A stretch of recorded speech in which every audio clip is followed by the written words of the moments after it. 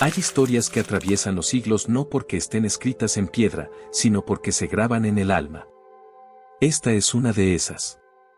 Una historia donde la valentía no es un grito de guerra, sino un susurro de fe que no se quiebra ni ante la muerte. Hoy, en La Voz de los Santos, caminamos tras las huellas de un soldado que desafió al imperio no con una espada, sino con el poder de su fe, San Jorge, mártir.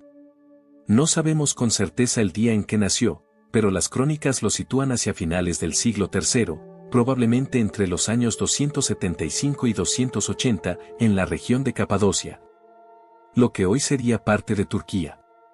Su padre era Geroncio, un oficial del ejército romano, cristiano en secreto, su madre, Policronia, una mujer de profunda fe que, tras la muerte de su esposo, regresó con el pequeño Jorge a Palestina, a su tierra natal. Era un tiempo donde ser cristiano no era solo arriesgado, era una sentencia. El Imperio Romano, bajo el gobierno del emperador Diocleciano, parecía mantener una paz de fachada mientras una tormenta de persecuciones se cocinaba en el fondo. El cristianismo crecía, sí, pero también incomodaba. Desafiaba la estructura del poder, la idolatría al emperador, la supremacía de los dioses paganos.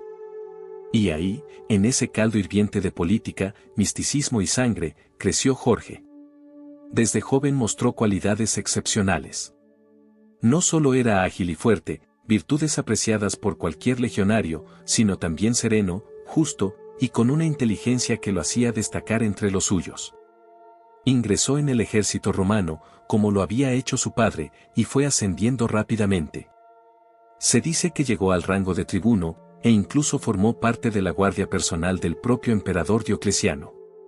Imagina eso, un joven cristiano, en el corazón del poder que más ferozmente perseguía a su gente. Pero algo dentro de Jorge ardía más fuerte que cualquier ambición militar. Tal vez fueron las palabras de su madre en su infancia, hablándole de Cristo como el único rey que no exige sacrificios de sangre, sino corazones abiertos. Tal vez fue ver a sus hermanos en la fe morir uno a uno en los circos, en las plazas, acusados de traición por no querer doblar la rodilla ante una estatua de mármol. Lo cierto es que el fuego que lo consumía por dentro era el de la fe. Y fue así como, en el año 303, cuando Diocleciano desató su famosa gran persecución, Jorge tomó la decisión que cambiaría para siempre su destino y el de millones. Rompió su silencio.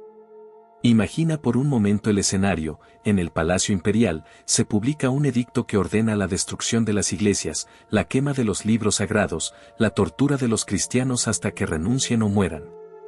Y Jorge, alto, firme, con su armadura de oficial y su alma desnuda ante Dios, da un paso al frente. Rechaza el edicto. Se niega a cumplirlo.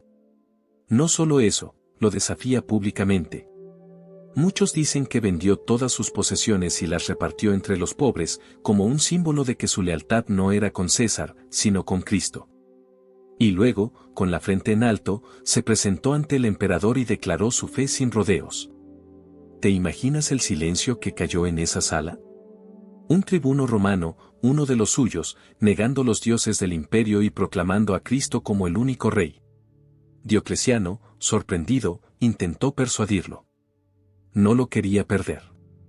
Le ofreció riquezas, honores, perdón, si tan solo negaba a su Dios. Pero Jorge no titubeó. Lo miró a los ojos, cuentan los relatos, y dijo, yo soy siervo de Cristo, mi Salvador, y creo en él con todo mi corazón. Ningún tormento podrá separarme de su amor. Y así comenzó el martirio. Fue azotado con látigos de cuero y plomo. Luego, colgado de un potro de tortura, desgarrado con garfios. Lo arrojaron a cal viva. Lo hicieron caminar con sandalias de hierro al rojo vivo. Cada método, diseñado para quebrar el cuerpo, pero nunca el alma. Jorge resistía, y cada vez que salía vivo de una tortura, más se esparcía su historia. Ya no era solo un soldado cristiano, era un símbolo. Incluso algunos de sus carceleros comenzaron a convertirse al ver su resistencia. Una de las leyendas más conmovedoras cuenta que la esposa de Diocleciano, la emperatriz Alejandra, impresionada por su fe, terminó confesando a Cristo y fue también martirizada. La fe de Jorge no solo lo mantenía en pie, arrastraba corazones con él.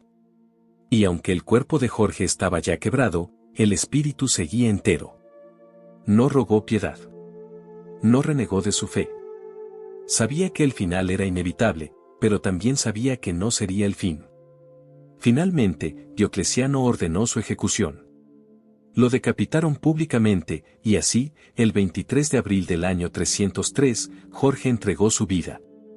No como soldado del imperio, sino como soldado de la fe. La historia de San Jorge no terminó cuando la espada cayó sobre su cuello. En realidad, fue ahí donde empezó a crecer su verdadera fuerza, una que ni el imperio más temido pudo detener, la fuerza del testimonio. Porque cuando alguien muere por amor a Cristo, su voz no se apaga, se multiplica. Muy pronto, su nombre comenzó a correr como un susurro esperanzador entre los cristianos perseguidos. En un mundo donde ser fiel podía costarte la vida, la figura de aquel joven tribuno se convirtió en un faro, un modelo a seguir. Su tumba en Lita, en la actual Israel, empezó a recibir peregrinos de todo el mundo. Algunos iban buscando consuelo, otros, sanación, todos, valor. Y fue ahí, en ese punto donde historia y símbolo se abrazan, que nació una de las leyendas más poderosas del cristianismo, la lucha de San Jorge contra el dragón. ¿Es literal? ¿Es alegoría? ¿Importa realmente? Cuenta la leyenda que en un reino lejano, un dragón aterrorizaba a la ciudad. Para calmarlo, la gente le ofrecía ovejas, y cuando éstas se acabaron, comenzaron a entregarle seres humanos. Uno a uno, hasta que le llegó el turno a la hija del rey. Y justo cuando el monstruo se disponía a devorarla, apareció un caballero montado en su corcel blanco. Sin miedo, con su lanza firme, enfrentó a la bestia, la venció, y liberó al pueblo. A cambio, no pidió oro ni títulos, pidió que todos se bautizaran en nombre de Cristo. ¿Te suena?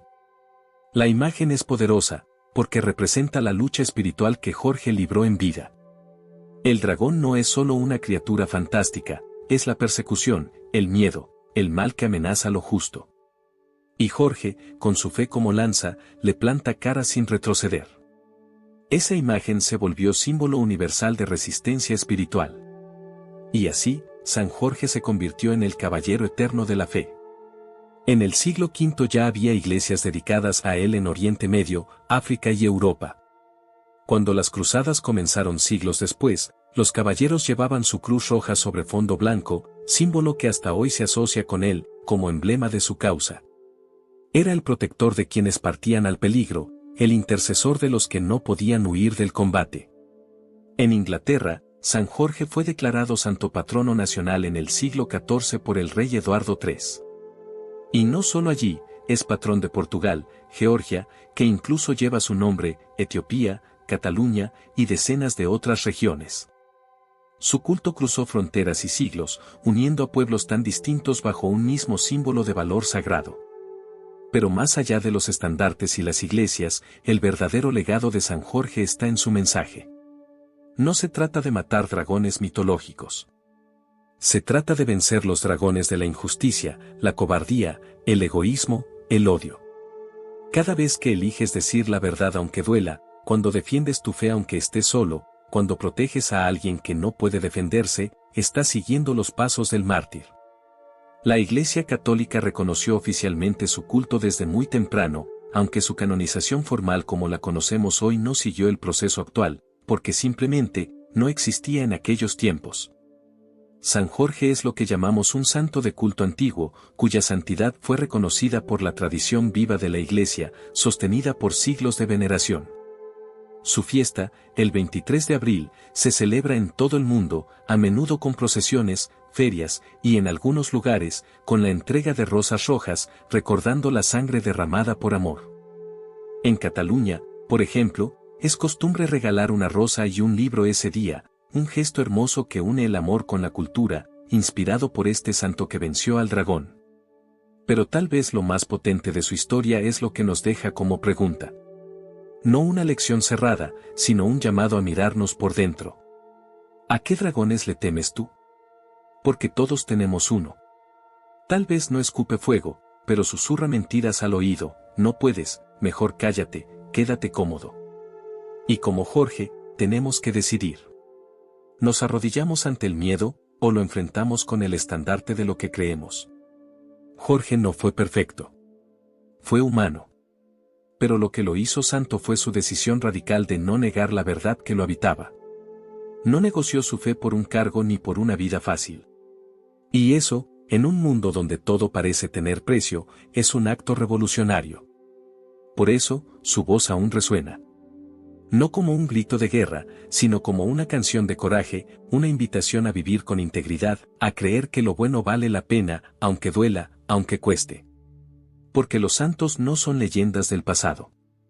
Son brújulas que nos señalan el norte cuando el camino se pone oscuro. Y ahora, si esta historia tocó algo en ti, si sentiste que el espíritu de Jorge también habita en tus batallas, no te vayas sin hacer algo. Suscríbete a La Voz de los Santos, porque aquí seguimos trayendo vidas que iluminan. Déjanos un comentario, dinos cuál es el dragón que estás enfrentando tú, y comparte este video con alguien que necesite recordar que la fe puede ser más fuerte que el miedo. Nos vemos en la próxima historia. Y recuerda, los santos no están lejos. Solo están un paso más adelante en el mismo camino que tú ya estás recorriendo.